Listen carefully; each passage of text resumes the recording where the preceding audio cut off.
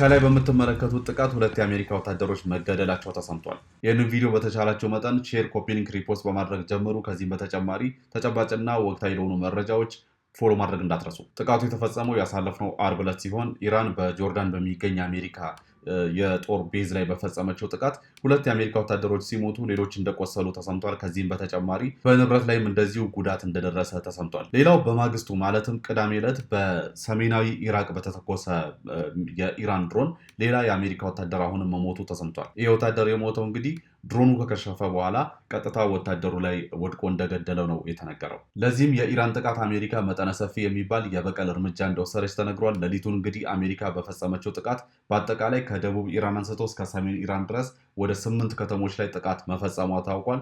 በዚህ ጥቃት እንግዲህ እንደተለመደው የመሰረተ ልማቶች ላይ ታርጌት ያደረጉ ጥቃቶችን ፈጽማለች። መንገዶችና ድልድዮች፣ የባቡር መስመሮች እንዲሁም ደግሞ የተለያዩ ፖርቶች ጥቃት እንደተፈጸመባቸው ተነግሯል። ሌላው የኢራን አቶሚክ ኢነርጂም እንደዚሁ በኮንስትራክሽን ላይ ያለ ወይም ደግሞ በግንባታ ላይ ያለ የኒኩለር ሳይትም እንደዚሁ በማታው ጥቃት እንደተፈጸመበት ተናግሯል። ከዚህ የአሜሪካ ጥቃት በኋላ ኢራንን ማጸፋ መመለሷ ተነግሯል። በኩዌት በጆርዳን እና በሲሪያ በሚገኙ የአሜሪካ የጦር ቤዞች ላይ አጸፋ እንደመለሰች ተነግሯል። ከዚህም በተጨማሪ የአሜሪካ ጥቃት እስኪቆም ድረስ በሆርሙዝ በኩል አንድም ጠብታ ነዳጅ አታልፍም ስትል ኢራን አስታውቃለች። ሌላው ከዚህ ጥቃት በኋላ የነዳጅ ዋጋ መናሩ ተሰምቷል። ብሬንት ክሩድ ኦይል ወደ $90 በበርሜል ማለፉ ተነግሯል። ሌላው በዚህኛው ዙር ጥቃት እንግዲህ ምንም አይነት ተሳትፎ ያላደረገችው እስራኤልም ድምጿን አሰምታለች። የእስራኤል ዲፌንስ ሚኒስተር ኢራን ምንም አይነት ጥቃት ወደ እስራኤል ድንበር ከሰነዘረች የእስራኤል ጦር በቂ የሆነ ዝግጅት አድርጓል፣ መጠነ ሰፊ የሆነ ጥቃት እንመልሳለን ሲል ተናግሯል።